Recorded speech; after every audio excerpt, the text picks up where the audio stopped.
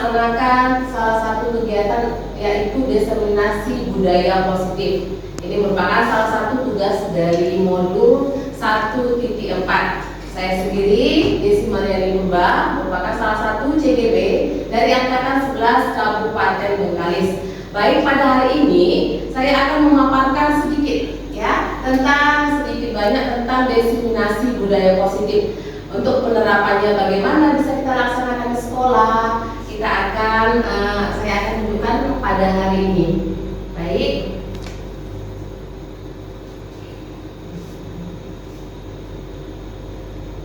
Ini salah satu Pak Gunawan sebagai fasilitator saya dan juga Pak Mining sebagai pengajar praktik saya. Baik Bapak Ibu, ya, apa yang dimaksud dengan budaya positif? Ya, budaya positif merupakan perwujudan dari nilai atau keyakinan universal yang diterapkan di sekolah. Budaya positif dapat mendorong murid untuk mampu berpikir, bertindak, dan mencipta sebagai proses memerdekakan dirinya sehingga murid mampu mandiri dan mampu bertanggung jawab. Konsep dari inti budaya positif terdiri dari beberapa bagian ya Bapak Ibu. Yang pertama ada perubahan paradigma belajar, yang kedua ada disiplin positif, yang ketiga kebutuhan dasar manusia, yang keempat ada motivasi perilaku manusia, kelima ada posisi kontrol guru, keenam ada keyakinan kelas, dan yang terakhir ada namanya segitiga restitusi. Baik, kita akan bahas satu persatu.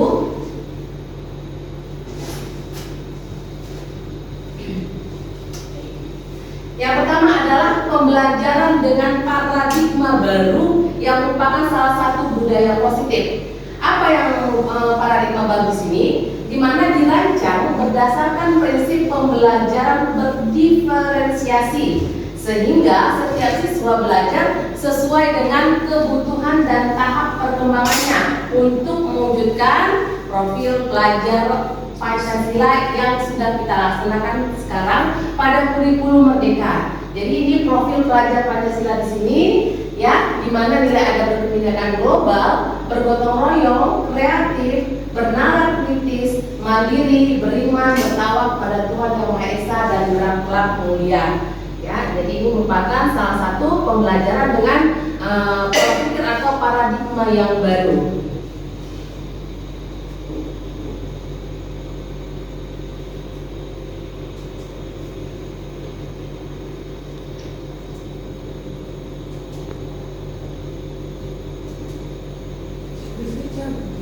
Paradigma gunanya untuk membangun budaya positif di sekolah. Jadi perlu menyediakan yang namanya lingkungan, didukung dengan lingkungan yang positif, aman dan nyaman, agar murid-murid mampu berpikir, bertindak, dan mencipta dengan merdeka, mandiri, dan bertanggung jawab. Lazimnya disiplin dikaitkan dengan kontrol. Dalam hal ini, kontrol guru dalam menghadapi murid ada beberapa. Kontrol guru di sini Bapak Ibu, ya, termasuk dalam teori kontrol atau ilusi kontrol yang dicetuskan oleh salah satu tokoh yaitu Dr. William Glasser dalam bukunya Kontrol Teori, dengan untuk meluruskan miskonsepsi tentang kontrol. Yang pertama ada ilusi guru mengontrol murid, yang kedua ilusi bahwa kritik dan membuat orang merasa bersalah dapat menguatkan karakter. Yang ketiga, ilusi bahwa semua pengetahuan positif, efektif, dan bermanfaat. Dan yang terakhir adalah ilusi bahwa orang dewasa memiliki hak untuk memaksa. Jadi ini adalah beberapa teori, ya, teori kontrol atau ilusi kontrol yang dicetuskan oleh Dr. William Glasser.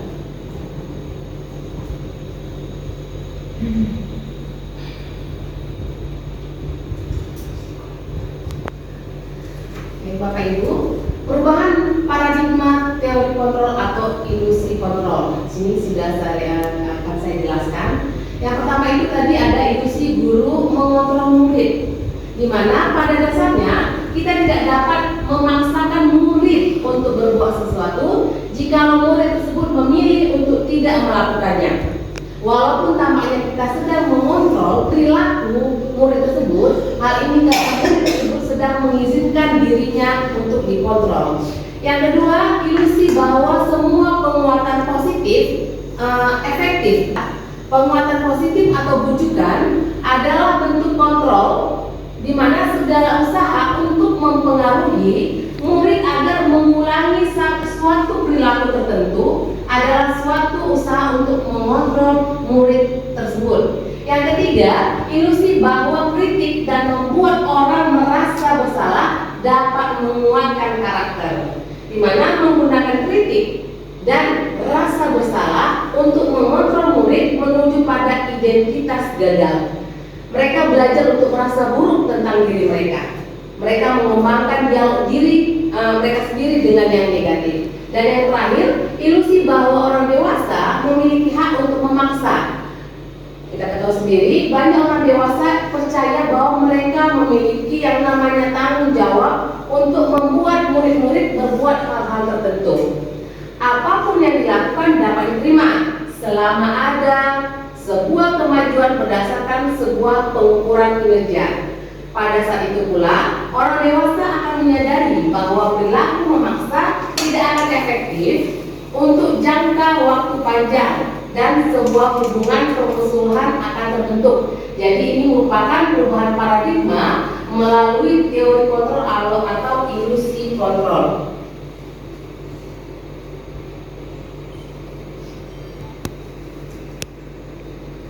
Jadi kita di sini mengubah paradigma ini, Bapak Ibu, ya. Mengubah paradigma stimulus respon untuk pendekatan teori kontrol. Stimulus respon di mana kita mencoba mengubah orang agar berpandangan sama dengan kita. Tapi kalau dalam teori kontrol atau pilihan, kita berusaha memahami pandangan orang lain tentang dunia atau tentang sekitarnya. Yang kedua, perilaku buruk dilihat sebagai suatu kesalahan. Kalau dalam teori kontrol, semua perilaku memiliki tujuan. Yang ketiga, kalau dalam stimulus respon, orang lain bisa mengontrol dirinya. Kalau dalam teori kontrol, hanya Anda yang bisa mengontrol diri sendiri. Kemudian, kalau dalam stimulus respon, pemaksaan ada pada saat bujukan gagal. Ya kan? Ketika bujukan gagal, ada indikasi ada pemaksaan di sana. Kalau dalam teori kontrol, ada kolaborasi dan konsensus menciptakan yang namanya pilihan-pilihan baru agar anak-anak tersebut tidak merasa dipaksakan. Kemudian yang terakhir dalam stimulus respon, model berpikir menang atau kalah. Sedangkan kalau dalam teori kontrol atau pilihan, model berpikir menang dan menang kembali. Ini adalah versus antara stimulus respon dan teori kontrol.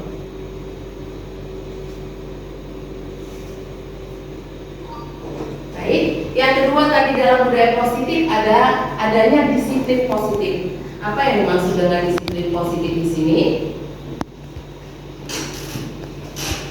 Baik Bapak Ibu, ya kita ketahui istilah disiplin ini sudah sangat familiar, apalagi kita dalam dunia pendidikan. Ya, kata di disiplin ini berasal dari kata disiplinan yang artinya belajar.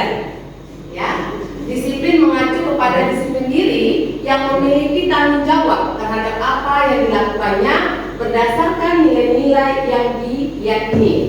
Disiplin positif sendiri merupakan salah satu cara penerapan disiplin yang bertujuan untuk menumbuhkan kesadaran serta memberdayakan peserta didik tanpa imbalan penghargaan atau reward, ancaman atau hukuman. Jadi sebagai pendidik, adapun tujuan kita adalah menciptakan peserta didik yang memiliki disiplin diri sehingga mereka berperilaku mengacu kepada nilai-nilai kebajikan yang universal dan memiliki motivasi intrinsik, motivasi dari dalam ya Bapak Ibu, dalam perubahan perilaku ke arah yang lebih baik. Ini yang dimaksud dengan istilah disiplin itu sendiri. Kita bisa menerapkan dan memang sudah kita terapkan dalam kegiatan kita sehari-hari di lingkungan sekolah. Nilai-nilai apa nih yang termasuk dalam nilai kebajikan? Secara universal atau umum, nilai-nilai kebajikan merupakan sifat-sifat positif manusia yang merupakan memiliki atau merupakan tujuan mulia yang ingin dicapai oleh setiap individu. Jadi nilai-nilai kebajikan ini sudah disepakati bersama, baik lintas bahasa, suku, bangsa, agama maupun latar belakang. Salah satunya nilai-nilai kebajikan itu bisa dan sudah diterapkan di dalam profil pelajar Pancasila, yaitu beriman, bertakwa kepada Tuhan Yang Maha Esa dan bertakwa mulia. Yang kedua mandiri, yang ketiga bernalar kritis, yang keempat berkebinekaan global, yang terakhir adalah bergotong royong dan kreatif. Jadi inilah merupakan salah satu contoh nilai-nilai universal atau nilai-nilai umum yang dapat kita terapkan dalam budaya positif. Yang ketiga, ada kebutuhan dasar manusia. Kalau kebutuhan dasar ini merupakan sesuatu yang kita lakukan untuk mendapatkan apa yang kita inginkan, di mana seluruh tindakan yang kita lakukan ada tujuannya. Semua usaha terbaik yang kita lakukan agar kebutuhan dasar kita terpenuhi dengan baik. Itu yang dimaksud dengan kebutuhan dasar manusia. Apa saja kebutuhan dasar manusia ini? Bapak Ibu kebutuhan dasar manusia ini menurut William Glasser. Yang pertama itu ada bertahan hidup. Bertahan hidup itu bisa termasuk makanan, kemudian dengan menggunakan pakaian, tempat tinggal, keamanan dan kesehatan. Yang kedua, ada kasih sayang dan rasa diterima, di mana rasa diterima, dipedulikan, berbagi, kerjasama, dan menjadi bagian dalam kelompok itu merupakan salah satu wujud kasih sayang dan rasa diterima. Yang ketiga ada kebebasan. Kebebasan di sini ada mandiri, memiliki pilihan, mencoba hal baru, dan mampu mengendalikan arah dirinya. Yang keempat ada penguasaan, termasuklah di sini harga diri, keinginan untuk dianggap, memimpin, berprestasi, diakui dan didengar. Dan yang terakhir kebutuhan dasar manusia itu adalah kesenangan. Kesenangan ini bisa saja bermain, bercanda, secara antusias dan tertawa. Jadi ini adalah 5 kebutuhan dasar manusia yang memang juga anak-anak peserta didik kita sangat membutuhkannya. Merasa bertahan hidup, yang salah satunya ini adalah kasih sayang dan rasa diterima. Kita ketahui sendiri anak-anak kita ini dengan latar belakang berbeda. Pasti kalau ada bapak ibu merasa aneh atau ganjil sikap anak ini, mungkin atau terlalu aktif dia, mungkin adalah salah satu dia ingin diperhatikan, mungkin saja ada latar belakang dari keluarganya kurang diperhatikan atau orang tuanya terlalu sibuk bekerja. Kemudian ada kebebasan, penguasaan dan kesenangan. Jadi ini adalah beberapa poin kebutuhan dasar manusia, dan memang kebutuhan dasar ini juga dibutuhkan oleh peserta didik kita. Yang keempat, ada motivasi perilaku manusia. Ini menurut Diana Gosen. Yang pertama, untuk menghindari ketidaknyamanan atau hukuman.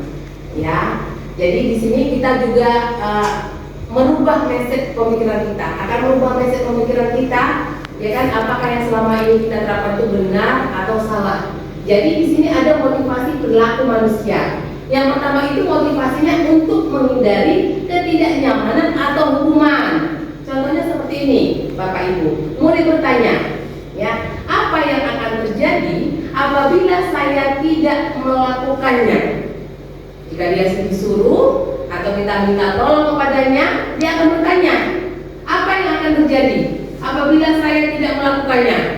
Mungkin saja bisa diterka atau ibu itu marah atau bapak itu marah. Jadi ini merupakan salah satu motivasi eksternal, termasuk dalam motivasi eksternal. Yang kedua, motivasi yang kedua yaitu untuk mendapatkan imbalan atau penghargaan dari orang lain. Di sini murid bisa bertanya, apa yang akan dapatkan apabila saya melakukannya.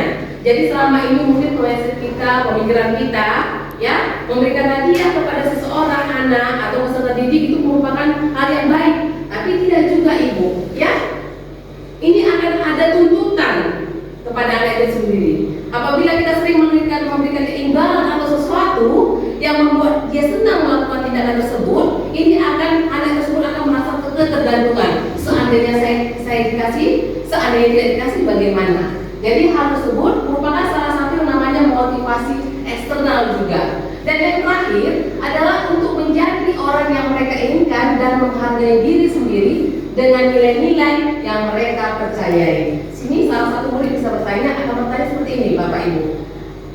Akan menjadi orang seperti apa jika saya melakukannya? Ini adalah salah satu termasuk dalam motivasi internal. Jadi anak tersebut ketika kita suruh atau kita bertanggung jawab, dia tidak menginginkan hal yang lain atau imbalan atau yang namanya keuntungan bagi dirinya, tidak. Tapi ada faktor internal dari dalam dirinya. Seandainya saya melakukan tersebut, ya kan, akan menjadi orang seperti apa saya untuk seterusnya, gitu.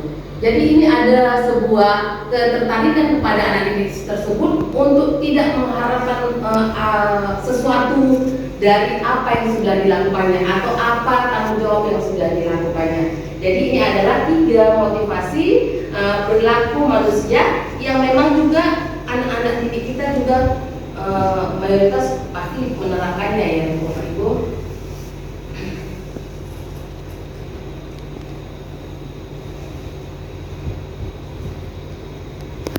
Jadi menurut Ki Hajar Dewantara, untuk mencapai kemerdekaan dalam konteks pendidikan dan untuk menciptakan murid yang merdeka, syarat utamanya adalah harus ada disiplin yang kuat, ya. Dimana disiplin kuat itu menumbuhkan merupakan salah satu motivasi internal dengan menciptakan disiplin positif dan sikap merdeka khususnya peserta didik.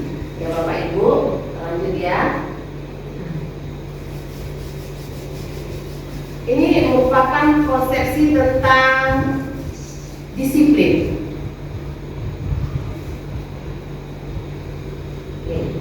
Ini ada konsep disiplin gagal, nanti ada yang sukses.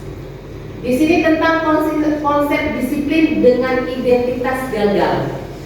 Pertama itu ada hukuman. Yang kedua menyakitkan, tidak nyaman, murid takut, memaksa, murid menyembunyikan kesalahannya.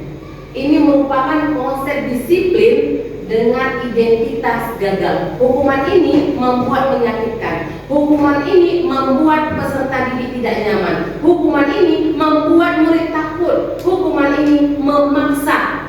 Hukuman ini murid menyembunyikan kesalahannya atau tidak mau terbuka. Bagaimana dengan penghargaan? Kita sering melakukan memberikan penghargaan kepada peserta didik. Penghargaan menurut dari konsep disiplin, penghargaan itu tidak efektif. Penghargaan dapat merubah merusak hubungan, merubah hubungan, salah satunya sifat iri. Penghargaan mematikan kreativitas anak. Ya. Yang keempat, penghargaan menghukum dengan sistem ranking. Dan yang terakhir, penghargaan merampas hak menghargai dirinya. Jadi di sini hukuman dan penghargaan itu merupakan salah satu konsep disiplin dengan identitas yang gagal.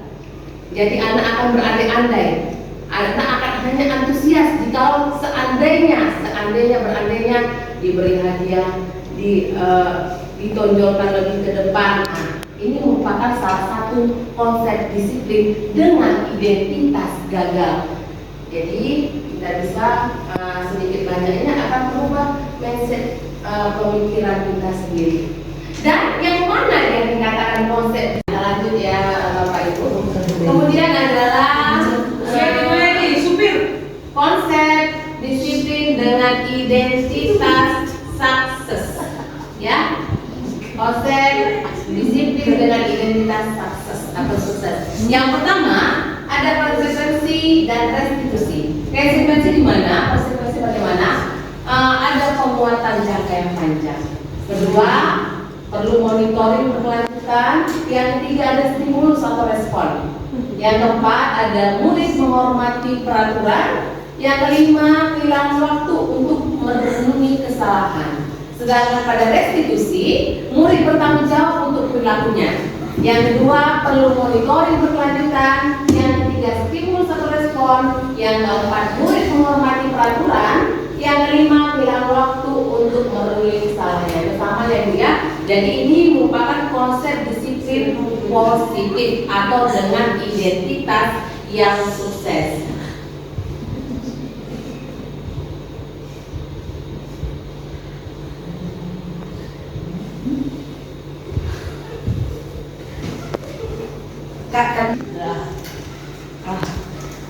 Kemudian ada konsep disiplin dengan pendekatan restitusi. Itu seperti apa? Dimana restitusi itu adalah sebuah cara menanamkan disiplin positif pada murid. Apa itu restitusi? Proses menciptakan kondisi bagi murid untuk memperbaiki kesalahan mereka, sehingga mereka bisa kembali pada kelompok mereka dengan karakter yang lebih kuat menurut dosen tahun 2004. Bapak Ibu, ciri-ciri restitusi sendiri, yang pertama bukan untuk menebus kesalahan, namun untuk belajar dari kesalahan. Yang kedua, memperbaiki hubungan. Yang ketiga, tawaran, bukan paksaan. Yang keempat, restitusi menuntut untuk melihat ke dalam diri. Kelima, restitusi mencari kebutuhan dasar yang mendasari tindakan. Karena restitusi diri adalah cara yang paling baik. 7. Restitusi fokus pada karakter, bukan tindakan.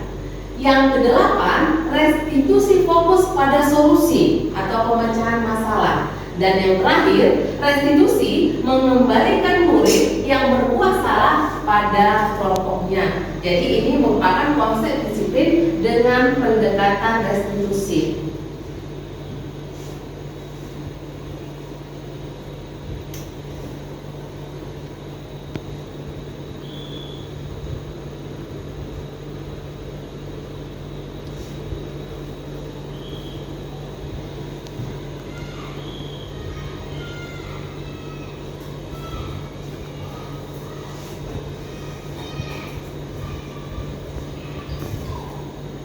Ini merupakan yang kelima dalam budaya positif adanya 5 posisi kontrol restitusi. Ya, kita selaku guru pasti pernah menerapkan yang ini. Seperti 5 posisi kontrol ini, sadar atau tidak sadar. Yang pertama adalah posisi penghukum. Ya, kita sering menghukum siswa atau anak didik kita ketika mereka bersalah atau tidak melaksanakan tanggung jawabnya. Contohnya paling sederhana ketika tidak memakai atribut atau ketika mereka tidak mengerjakan tugas. Yang kedua ada membuat merasa bersalah. Pasti kita pernah juga melakukannya. Contohnya seperti ini. Aduh nak, kan sudah disampaikan jangan ribut di dalam kelas. Nanti mesti dipanggil loh sama kepala sekolah gara-gara kamu semua. Yang ketiga sebagai teman. Yang keempat sebagai pemantau. Yang kelima sebagai manajer. Nanti dari sini semua dari 5 posisi kontrol ini, dimanakah posisi kita yang sering kita terapkan di dalam pelaksanaan proses belajar mengajar kita di sekolah?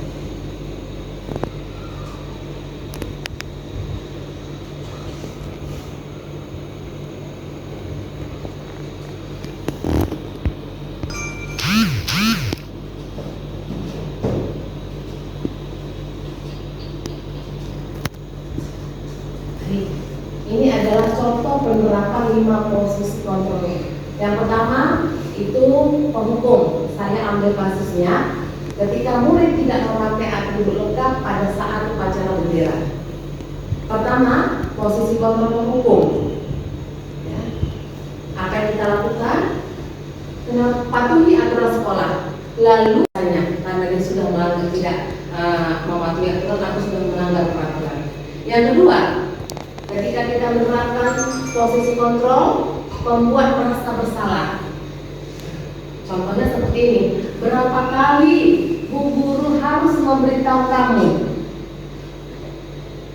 Bu Guru kecewa sama kamu. Nah, ini membuat merasa bersalah, agar anak itu merasa bersalah dengan apa yang dilakukannya.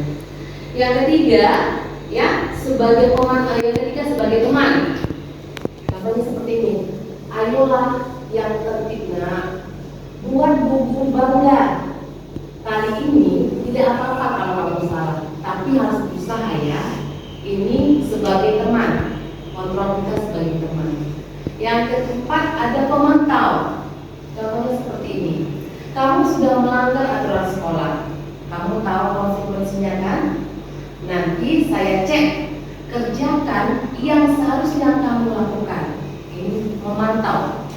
Karena kita beri tugas, kita pantau secara kontinu peserta didik tersebut. Yang terakhir adalah manajer, posisi kontrol manajer. Di sini apa yang kamu tahu tentang kesalahanmu? Kira-kira bagaimana kamu akan memperbaiki kesalahan kamu? Seharusnya kita selaku pendidik kita berada di posisi kontrol yang kelima, yaitu sebagai manajer. Kita tidak perlu memarahi, menghukum, membuat anak tersebut merasa bersalah, ya. Tapi mari kita tarik, ya, bagaimana untuk memecahkan solusi dari masalah anak tersebut. Salah satunya ini, apa kamu tahu kesalahanmu? Apa kira-kira bagaimana kamu memperbaiki kesalahanmu? Kita cari solusinya, pemecahan masalahnya, ya. Jadi ini adalah 5 penerapan posisi kontrol yang bisa kita terapkan dalam kegiatan pembelajaran kita selaku kita sebagai seorang pendidik. Alangkah baiknya apabila kita, Bapak Ibu, bisa menerapkan pada posisi yang kelima. Yang keenam itu tentang keyakinan kelas. Yang keenam itu merupakan keyakinan kelas. Ya, apa itu keyakinan kelas?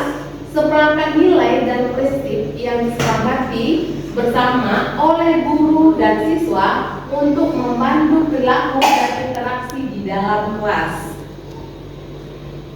Ya, keyakinan kelas, ya, unsur-unsurnya mengandung nilai kebajikan universal.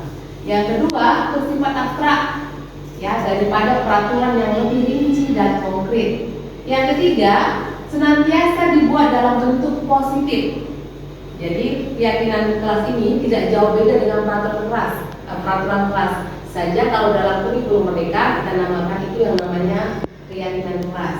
Kemudian tidak terlalu banyak sehingga mudah dan dipahami semua warga kelas.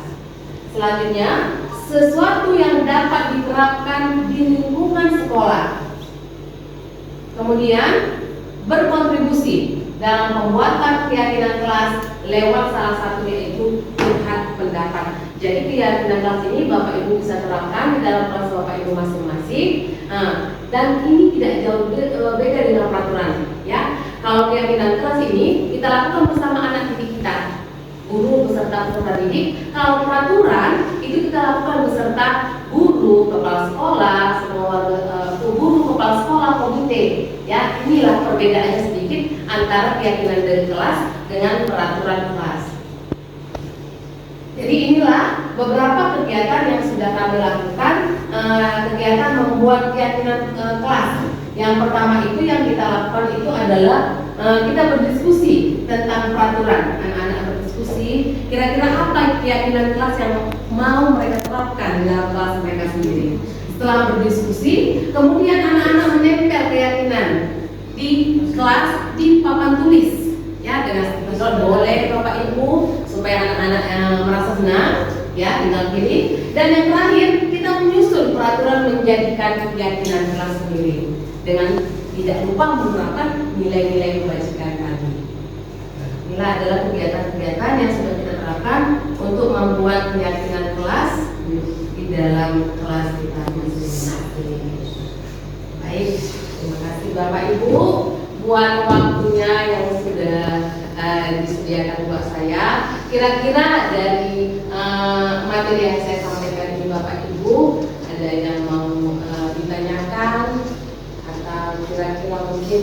Saya yakin dan percaya Bapak Ibu di sini pasti merasa sesuatu perubahan. Salah satunya konsep disiplin di sini. Ya, karena kita merasa kalau menghukum itu wah sudah biasa, tapi di sini konsep menghukum itu sudah salah. Ya, ketika kita memberikan penghargaan, kita memberikan sesuatu kepada anak ketika dia sudah menjalankan tanggung jawabnya, itu merupakan salah satu merupakan disiplin positif yang negatif atau tidak baik. Kira-kira ada yang mau ditanyakan Bapak Ibu? Tidak ada, sudah mantap semuanya Bapak Ibu ya. Nah, sekarang saya ini sebelum menutup kita refleksi sedikit dari Bapak Ibu kira-kira dengan materi pada hari ini bagaimana refleksinya? Semangat Bapak Ibu! Semangat! Mantap Bapak Ibu! Baik, terima kasih buat siang hari ini, buat waktu dan kesempatannya. Terima kasih banyak Bapak Ibu. Saya pada siang hari ini sekali lagi saya ucapkan terima kasih. Salam guru penggerak.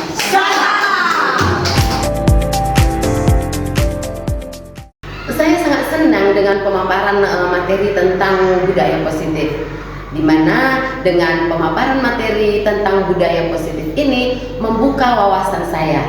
Salah satunya yaitu tentang memberikan penghargaan.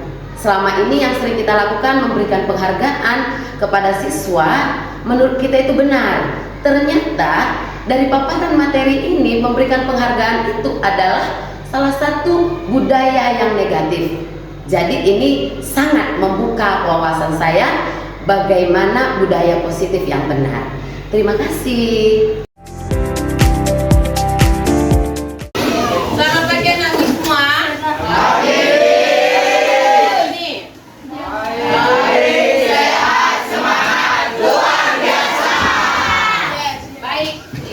Pada pagi hari ini kita bersama-sama akan melaksanakan kegiatan untuk pembuatan keyakinan kelas. Apa itu keyakinan kelas?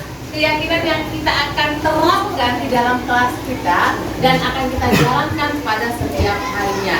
Ya, keyakinan ini harus kita jalankan sungguh-sungguh. Kalau nggak dijalankan pasti ada sanksi ya nanti ya. Keyakinan ini adalah kesepakatan antara kita. Ya. Ini akan kamu terapkan untuk setiap harinya nanti. Baik, ya. Di sini ada kertas yang akan saya bagikan kepada kamu. Kira-kira keyakinan apa yang akan kamu buat pada kertas ini? Kemudian setelah itu kamu tempelkan di depan ini. Pa berarti bagian putra ya. I berarti bagian putri. Baik, sekarang saya beri waktu kepada anak Miss, ya, untuk membuat keyakinan kelas apa yang kira-kira akan kamu terapkan dalam kelas ini. Ya, tidak perlu banyak, satu saja boleh. Ya, nanti kita sepakati bersama-sama. Kita sepakati bersama-sama.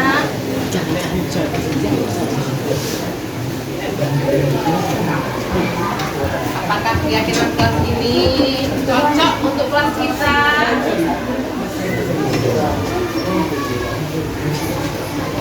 Ya, silahkan ya, kamu tulis kira-kira keyakinan apa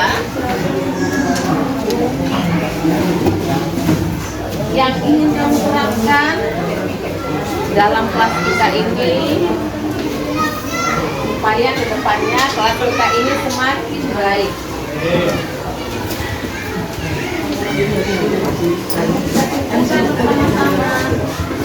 Ya, dari keyakinan kelas ini nilai apa yang bisa atau dapat kita munculkan? Tidak perlu kerjasama. Kira-kira apa yang harus dilakukan? Apa yang mau dibuat kira-kira? Tidak usah dibuat namanya.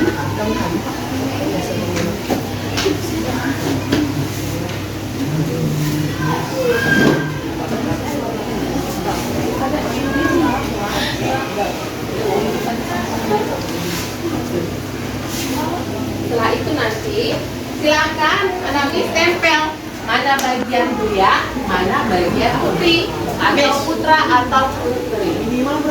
Satu saja boleh. Yang kamu tahu boleh, kalau satu-satu ya. Sudah? Yang sudah silakan langsung tempel ke depan.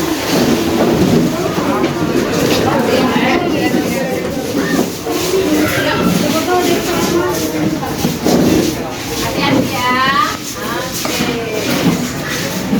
Oke.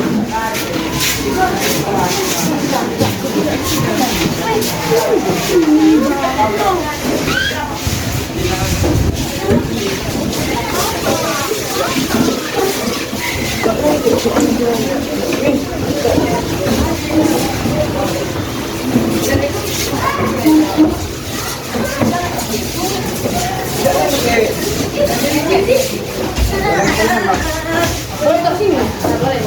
Kalau kalian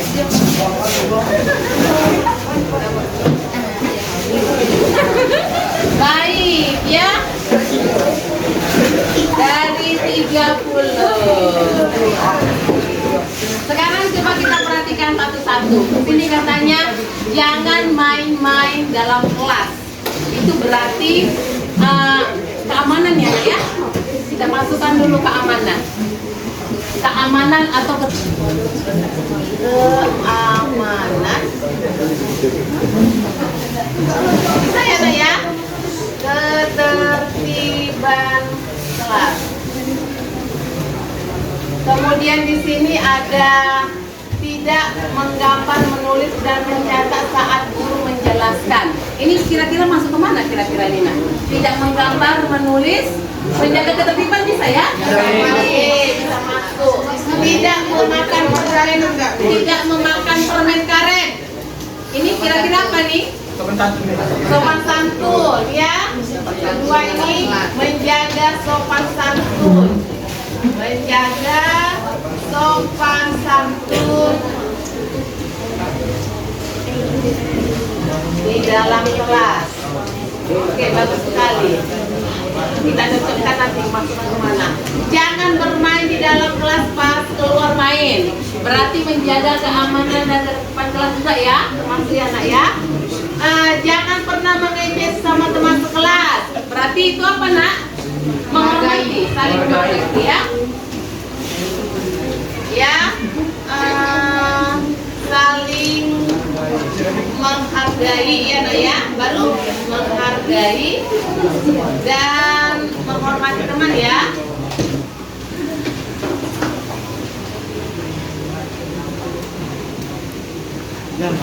Kemudian ada di sini tidak piket mengepel di pagi hari. Berarti ini masuk ke mana kira-kira ini? Iya. Apa, Nak? Disiplin. Oh, bagus sekali ya, disiplin. Kira-kira apa kita menegakkan disiplin? Iya.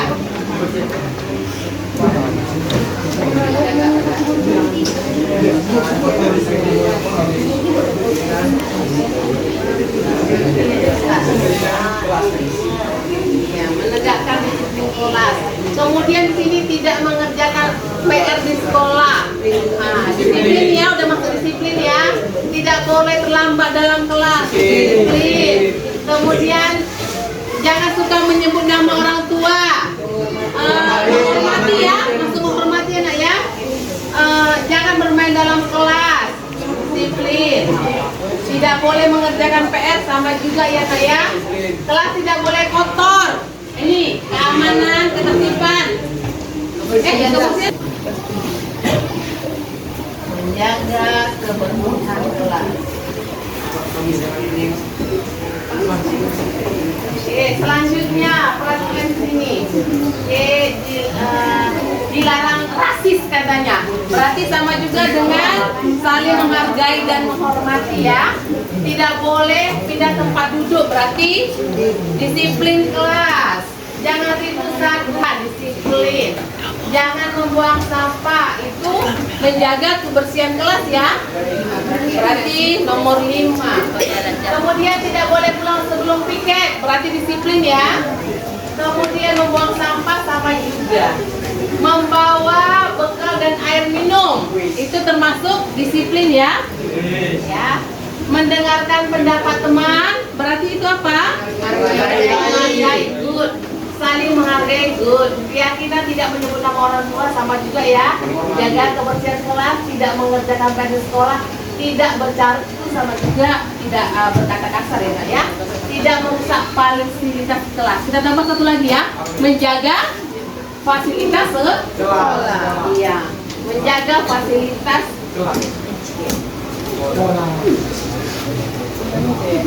menjaga fasilitas sekolah.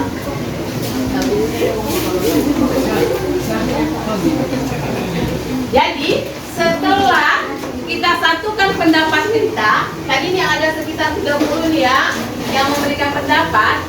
Kita mendapatkan namanya keyakinan kelas dari 30 pendapat. Kita satukan, kita simpulkan bahwa keyakinan kelas di kelas 93 ini dia nak. Pertama, menjaga keamanan dan ketertiban kelas.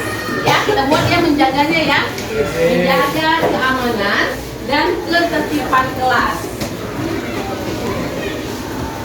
Kita buat ya, menjaga keamanan dan ketertiban kelas. Yang kedua, menjaga sopan santun di dalam kelas.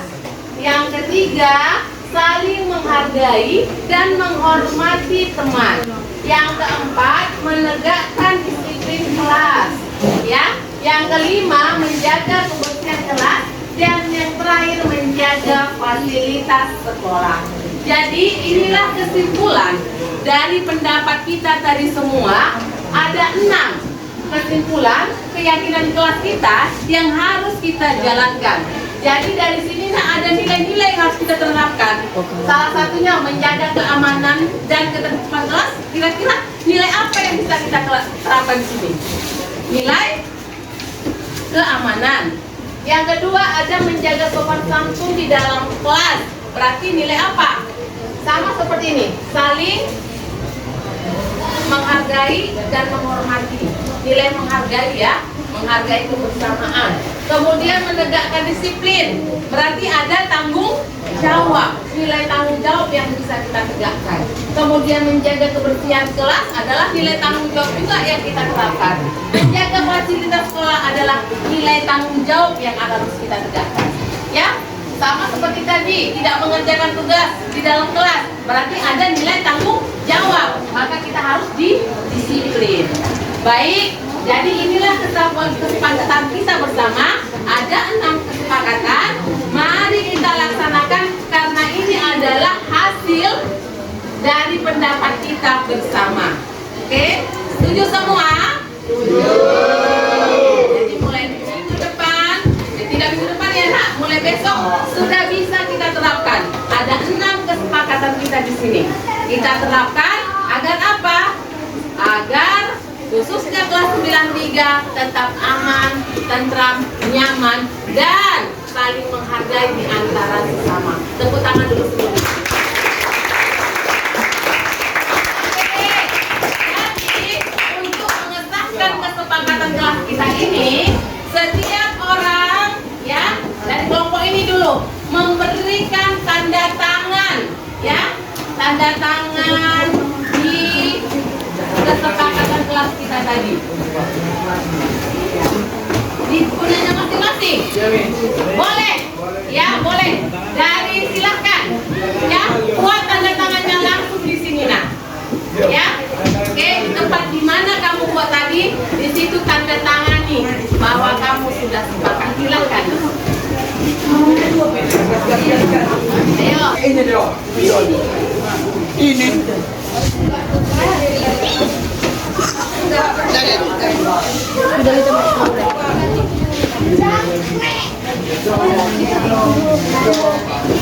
Anak pusang mau lewat ini dong.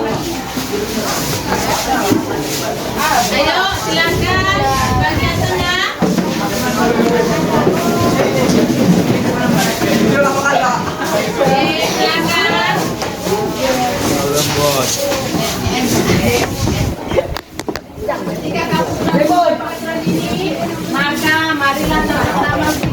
jalankan agar keyakinan kelas kita yang sudah kita sepakati bersama dapat berjalan dengan baik. Amin. Amin ya Nak, ya. Oke, silakan Adik Mina. Doa.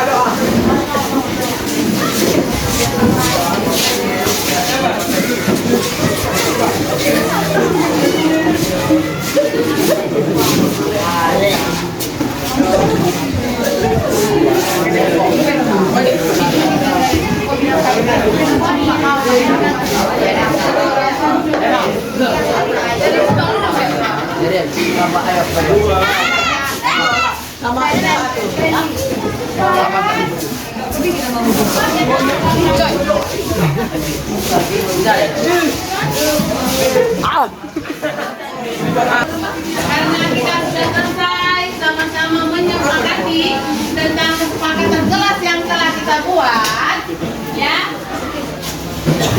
Ya, setelah kita selesai menyepakati, silakan dibagikan. Setelah selesai kita sepakati, ya, terima kasih buat kerjasamanya. Saya harapkan kesepakatan ini dapat kita jalankan bersama-sama. Baik, karena kita sudah sama-sama menyepakatinya. Sebelumnya, mari kita berdoa bersama-sama agar kesepakatan ini dapat kita laksanakan untuk jangka waktu 1 tahun ke depannya. Baik, berdoa dimulai.